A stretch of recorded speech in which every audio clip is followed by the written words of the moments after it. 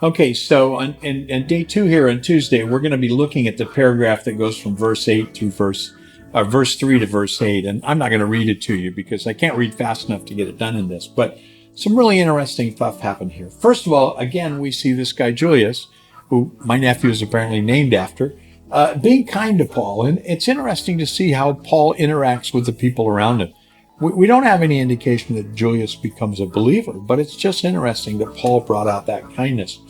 And secondly, the kindness is shown because when they're there in Sidon, Paul is allowed to go and gather with some friends who are his believers, and they're his friends, and they take care of his needs.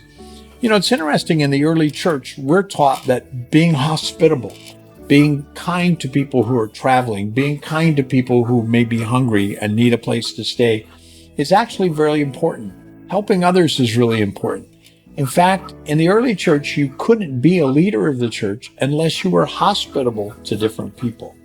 And then, of course, the irony in all of this is they're getting ready to go into a place where they're going to hit some real storms, and they stop at a place called Fair Havens. Bad advertising. Interesting to see what's coming next.